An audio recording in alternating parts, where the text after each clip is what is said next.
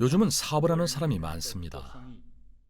무상불간이라고 거짓말하지 않는 상인은 없다고 합니다. 이런 말 들어보셨나요?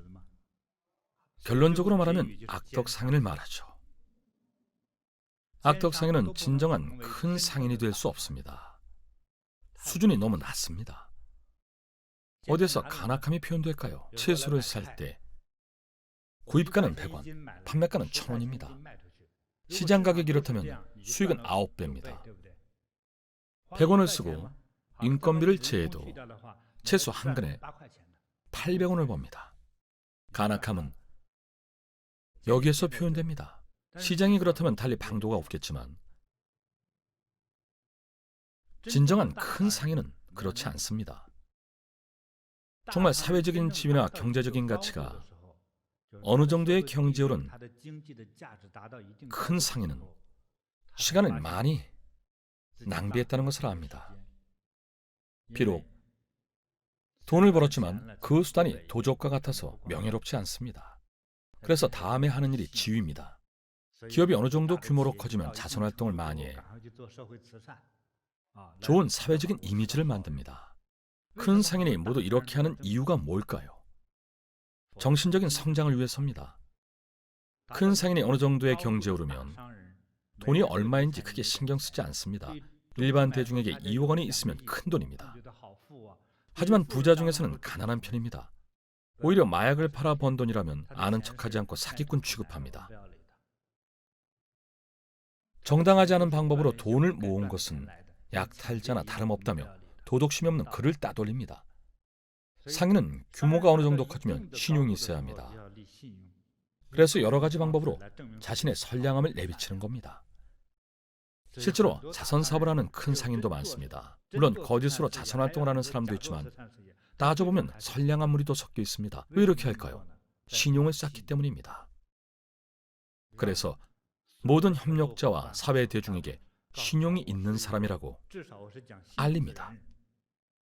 북미 지역의 큰 상가에서 물건을 구입하면 아주 속 시원합니다. 사람들은 옷을 구입해 저녁에 이브닝 파티에 참여할 때 입고 다음날 가서 미안하지만 환불해달라고 하면 큰 가게는 환불해줍니다. 그 상가는 품질이 떨어지는 제품을 팔지 않고 안 좋은 물건은 언제든지 환불해줍니다. 광둥과 가까운 홍콩에서 온 사람이 경영하는 상점도 있었습니다. 처음 만났을 때는 친척을 만난 줄 알았습니다. 아이고, 녹아버릴 정도로 따뜻하게 대했습니다. 사장님의 언변이 참 뛰어났습니다. 저는 그곳에서 옷걸이를 구입했습니다. 본래는 한 개만 살 생각이었는데 그녀의 열이 못 이겨 결국 옷걸이 2개, 플라스틱 그릇 3개를 샀습니다. 필요한 건 옷걸이 하나였는데 사장의 열이 여러 가지 물건을 샀습니다. 계산하고 돌아서서 갈 때도 행복했습니다. 집에 가서 쓰려고 하는데 툭 부러졌습니다. 아주 자연스럽게 쓰려고 짐을 풀었는데 나무 토막 2개가 떨어졌습니다. 옷을 걸어보지도 못했는데 고장났습니다. 그래서 물건을 환불해보기로 했죠. 환불받으러 찾아갔습니다. 들어가면서 사장님 저 왔습니다 라고 인사하는데 손에 물건을 들고 있는 저를 보더니 안색이 확 바뀌었습니다. 열이가 사라졌습니다. 쌀쌀맞아졌습니다. 무슨 일이에요? 제가 쓰지도 않았는데 고장났습니다. 그럴 리 없습니다. 아이고 왜 이렇게 굳어 있습니까? 오늘 기분이 안 좋습니까? 바꿔주십시오. 안 됩니다. 여기 이렇게 교환 환불이 안 된다고 적혀 있지 않습니까? 그 상점 카운터에는 잡다한 것이 가득 붙어 있었는데 귀퉁이에 환불, 교환 안 됨이라고 적혀 있었습니다. 아무리 이야기도 안 통했습니다. 아니 어제는 그렇게 열의에 넘치던 분이 오늘은 열의로 물건을 판 겁니다. 환불하면 이 물건을 저도 처리 못합니다. 듣고 보니 맞는 말이었습니다. 어차피 쓸모도 없고 쓸 수도 없어 저는 그냥 갔습니다. 이런 사람이 큰 부자가 될 수 있을까요? 그 사람은 아마 기분이 좋았을 겁니다. 엄마보다 훨씬 부자라고 생각했을 겁니다. 엄마는 그냥 회사원이었는데 본인은 장사를 하고 돈도 많이 벌고 환불도 해주지 않았으니 기분이 좋을 겁니다. 어쩌면 집에 가서 남편에게 환불하러 온 2사람을 욕으로 쫓아버렸다고 할 수도 있습니다. 마음속의 경지가 다릅니다. 따라서 잘못을 저지르고도 행복하고 성취감을 느낍니다. 환불하러 온 몇 사람을 쫓아버리고 물건은 그대로 남아있으니 벌었다고 생각합니다. 진정 돈을 버는 건 외국인이 운영하는 회사라는 걸 알고 있나요? 신용이 있어서 그렇습니다. 그 이후 무엇이든 외국인이 운영하는 가게에서 샀습니다. 보장받을 수 있다는 믿음이 신용입니다. 이렇게 마음이 넓은 사장이라면 그에게서 자비심을 찾아볼 수 있지 않을까요? 있습니다. 자비는 배우는 사람에 따라 자신의 신분에 맞게 삶에 적용하고 응용합니다. 상인도 있고 엔지니어도 있고 공무원도 있고 예술가도 있으며 심지어 가정주부도 있습니다. 그건 고귀한 삶입니다. 이런 삶을 사는 사람과 접하면 마음이 편안하고 상스럽습니다. 그렇지 않습니까? 중국인 사장의 경우 처음 해봤을 때 안겨준 행복감과 그 후의 실망감은 강도짓으로 황금 한 통을 빼앗은 것과 비슷한 느낌입니다. 다음에 무슨 일이 일어날까요? 황금시계를 몇만 달러 주고 구입했는데 돌아서서 보니 가짜거나 혹은 고장난 것이라 환불하려는데 해주지 않으면 어떻게 될까요? 혈기왕성한 젊은이는 홧김에 저녁에 휘발유를 한 통 부어 불을 지르거나 총으로 쏴 죽일 수도 있습니다. 해외에서는 총기를 쉽게 구입하니까요. 본인의 행위가 어떤 위험을 불렀는지는 생각해봐야 하지 않을까요? 자비는 배우고 활용하는 사람에 따라 삶에 적용되고 응용됩니다.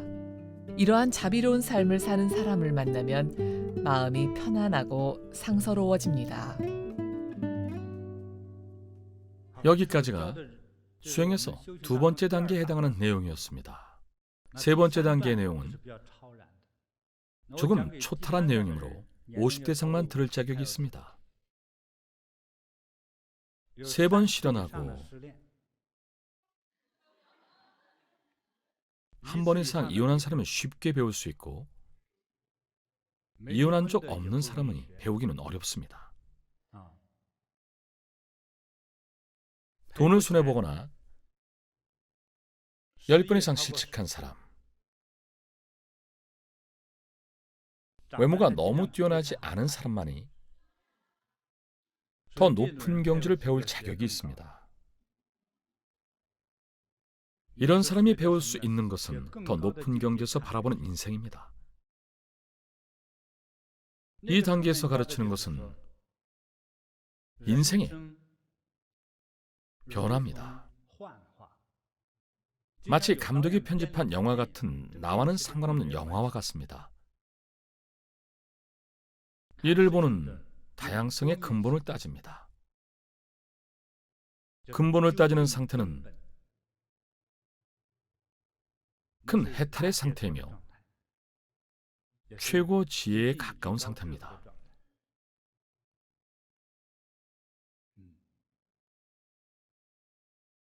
오늘날 사람들이 추구하는 재생명리는 비누 거품과 같아서 현란한 아름다움에 손을 뻗어 잡으면 아무것도 잡을 수 없습니다. 돈 벌기 쉽지 않은 거 다들 아시죠? 버는 돈이 적으면 실용성이 아주 뛰어납니다. 매달 적금은 볼 수 없지만 쓰임새가 실용적입니다. 집세,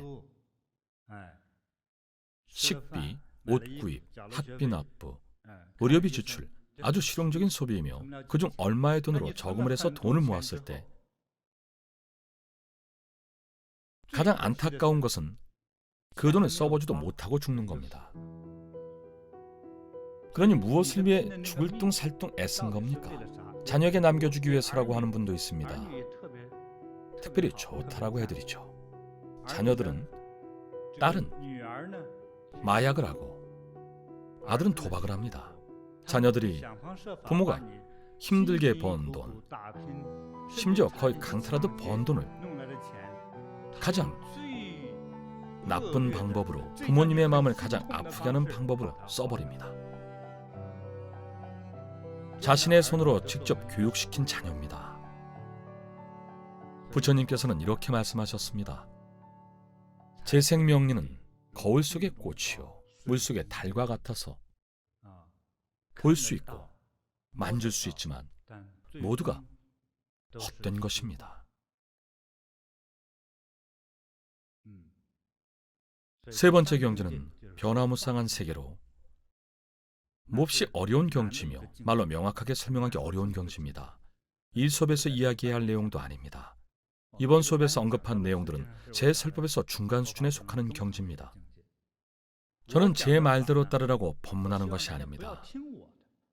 제가 하는 말을 교과서로 삼지 마십시오. 제게 들은 이야기가 무언가를 끄집어내는 역할을 하기 바랍니다. 집에 가서 생각해 보기 바랍니다. 일단 먼저 생각을 해봐야 활용할 수 있으며 곰곰이 생각해 보지 않으면 쓸 수 없습니다.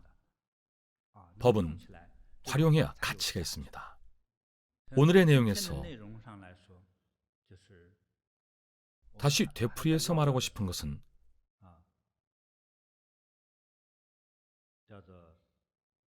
효입니다.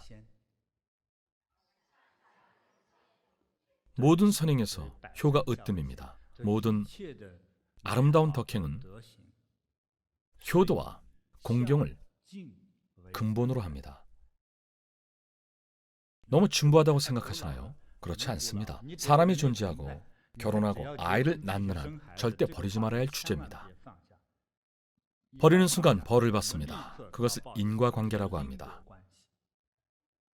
부모님을 대하는 나의 모습이 곧 아이 미래의 모습입니다. 아이가 그런 모습으로 변할지 생각지도 못하고 그 아이와 결혼한 배우자와 둘이서 부모에게 형벌을 줄 줄은 상상도 못할 겁니다.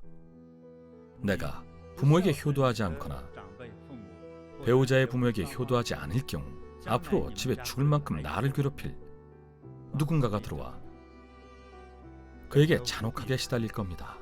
시부모를 괴롭힌 만큼 받습니다. 내가 시부모에게 매일 채찍질을 10번 했다면 미래의 며느리는 아마 매일 살을 한 점씩 뜯어낼 겁니다. 그것이 인과응보니까요. 그런 죄악은 자꾸 쌓이고 누적돼 며느리 또는 누군가에게 전해지는데 특히 자녀가 요괴나 마귀가 돼 나를 괴롭히는 것이 절정입니다. 틀림없이 한술 더 뜹니다. 남의 돈 1원을 도둑질하면 앞으로 10,000원의 채무로 되돌아오는 것과 마찬가지며 아주 두려운 결과입니다. 업력의 인과는 고리대금과 같습니다. 빚독촉을 받을 때 돈으로 받아가는 것이 아니라 목숨으로 받아가고 생명을 해치고 생명이 도박 미천이 되는 것이니 얼마나 두려운 일입니까? 모든 선행에서 효가 으뜸입니다. 모든 아름다운 덕행은 효도와 공경을 근본으로 합니다. 부모에게 효도해야 한다는 수업을 들은 후 안부를 전했습니까? 했을 겁니다. 해야 합니다. 요즘은 통화하기 편리한 시대입니다. 휴대폰으로 메시지를 보내거나 안부를 전할 수 있지만 직접 통화하는 것이 좋고 영상 통화를 하면 서로 볼 수 있어 친근감을 줍니다. 서로 얼굴을 보고 건강을 살피며 기력이나 건강은 어떤지 살필 수 있으니 영상 통화가 더 좋습니다. 그리고 거짓이 없어야 합니다. 어머니에게 전해야 할 안부를 저에게 먼저 물어보지 마십시오. 쓸데없는 소리입니다. 사기꾼입니까? 진실해야 합니다. 진실하다면 자연히 방법이 생깁니다. 여자친구에게 사과를 먹여주는 남자처럼 말입니다. 진심 어린 정이 있다면 방법은 자연히 생깁니다. 진실해야 합니다. 다른 사람을 봐도 알 수 있습니다. 제가 아는 사람 중에 형제가 있는데 형은 장사를 해 벼락부자가 되고 여기저기에 기부하며 늘 가난한 사람을 도왔고 거래처도 점점 늘었습니다. 그는 홍콩인이었는데 무역업을 했습니다. 몇 년 전 처음 그를 만났을 때 매년 순이익만 2천만 달러였습니다. 모든 지출을 다 제하고도 2천만 달러를 벌었습니다. 저는 그에게 보시를 많이 해야 한다고 알려줬습니다. 그는 아주 진정성 있는 사람이었는데 자비에 금기가 있었습니다. 종사님이 가르치면 꼭 해야죠. 꼭 실천하겠습니다. 종사님이 잘 되라고 하는 말이지 않습니까? 당연하네. 그의 평소 처세도 늘 몸에 돈을 지니고 다니며 거지를 만나면 진짜든 가짜든 항상 돈을 주었습니다. 재해가 발생한 지역이 있으면 항상 돈을 기부했습니다. 몇 년이 지난 지금 매년 순이익이 1억 달러에 달합니다. 하루는 형이 친남동생이라며 다른 남자를 데리고 왔습니다. 종사님 좀 가르쳐 주십시오. 늘 자신의 팔자가 좋지 않다고 합니다. 풍수 문제입니까? 옷을 입을 때 색을 잘못 선택했나요? 어떻게 해야 돈을 벌 수 있을지 좀 가르쳐 주십시오. 제가 여러 가지 방법을 가르쳐주고 돈도 많이 빌려줬는데 무엇을 해도 잘 풀리지 않고 손해만 봅니다. 그 동생의 얼굴, 눈빛, 헤어스타일, 기색, 핏대가 선 손을 봐 성격이 있어 보이는 외모였습니다. 남동생은 자신이 성격이 있는 편인데 불의를 참지 못한다고 했습니다. 형도 동생이 화를 잘 내는 성격이라더군요. 제가 아주 정직하다면 그것도 좋은 일이라고 하자 형의 얼굴이 갑자기 붉어지면서 화는 적게 내는 것이 좋다고 하더군요.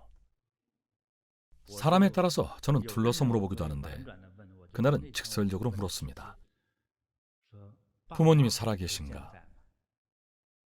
계십니다. 아버지는 중풍으로 반신불수고 어머니는 괜찮은 편입니다. 형이 사업 때문에 바쁠 때 동생은 뭘 하나? 종사님 말씀은 형이 사업하느라 바쁠 때 동생이 부모님을 많이 보살피는 건 어떻겠나?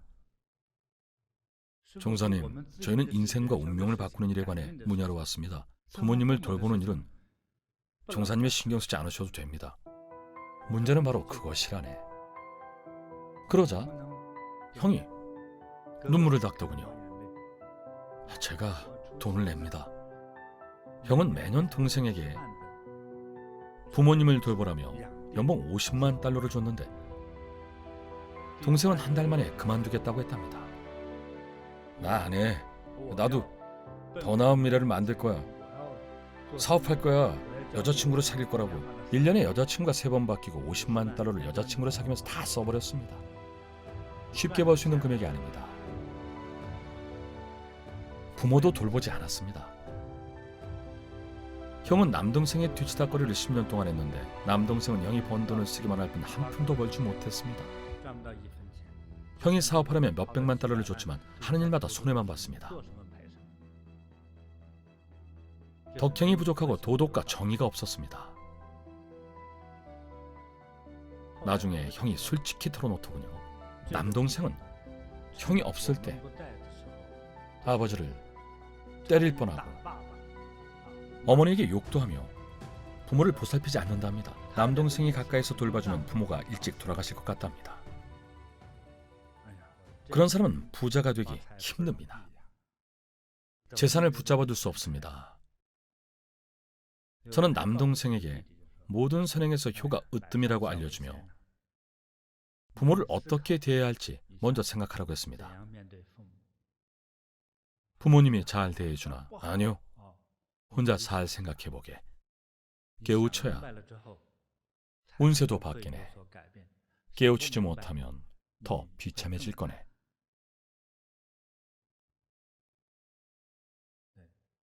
형은 아주 인자하고 자비로웠습니다. 바보처럼 장사를 하는데 거래처가 점점 늘고 주문도 더 많아졌습니다. 생각해 보십시오. 물건을 사는 사람은 안전하고 도덕적이고 선량한 사장을 좋아합니다. 간악하고 교활한 사장과는 거래하고 싶어 하지 않습니다. 신용이 있는 사람은 꼭 돈으로 가늠하지 않아도 앞으로 틀림없이 상스럽고 자애로워집니다. 자비롭지 않고 신용이 없는 사람은 골치 아픕니다. 자비는 좋은 것을 많이 이끌어냅니다. 강박증이란 단어가 있죠. 늘 남에게 이것저것 강요하며 이를 완벽하게 하려고 합니다. 그러나 이는 아주 무지한 사고방식입니다. 세상의 완벽함은 단계마다 모두 존재합니다. 조금 더 똑똑한 사람과 상대적으로 아둔한 사람, 키가 더 큰 사람과 작은 사람, 뚱뚱한 사람과 마른 사람이 어우러져 천태만상의 아름다운 세계가 이루어집니다. 모든 사람의 외모가 똑같다면 이 세상은 재미없습니다. 남에게 완벽을 요구하는 것 자체가 잘못입니다. 세상은 불완전함이 모여 완전함이 됩니다. 확대경으로 사람들을 살펴보면 모든 사람에게 단점이 있습니다. 자비심이 있는 사람은 다른 사람의 단점을 보고도 받아들이고 용서하며 잘 활용합니다. 정신병이 있는 사람만이 더 뚱뚱해야 한다, 더 날씬해야 한다, 더 총명해야 한다라며 강요하고 거북이가 토끼처럼 빨리 달릴 것을 요구합니다. 거북이가 견디지 못해 전동차를 타고 달리면 그것도 안 된다며 허리를 쭉 펼 수 있는지 해보라고 합니다. 불가능한 일입니다. 거북이의 아름다움은 바로 둥근 등딱지입니다. 거북이와 토끼가 똑같기를 바라는 건 불가능합니다. 지혜로운 사람만이 이 세상을 받아들입니다. 세상과 융화하고 세상을 이해하는 것이 진정한 지혜입니다. 지혜로운 사람은 먼저 받아들임을 배우고 요구하지 않습니다. 공경과 보시를 먼저 배우고 갈취하려 하지 않습니다. 지금 하는 이야기도 여전히 중급에 해당합니다. 최소한 이러한 개념을 알고 부모를 공경할 줄 알면 마음이 편안해지고 몸이 자제하며 신체의 순환이 잘 될 겁니다. 지혜에 막힘이 없기 때문입니다. 비록 큰 지혜를 얻고 큰 깨달음을 얻는 것은 아니지만 가장 원시적인 개념을 알면 인생에 막힘이 없고 장애가 없습니다. 이것이 도덕의 근본입니다. 지혜로운 사람은 이 세상을 받아들일 줄 압니다. 세상과 융화하고 세상을 이해하는 것이 진정한 지혜입니다.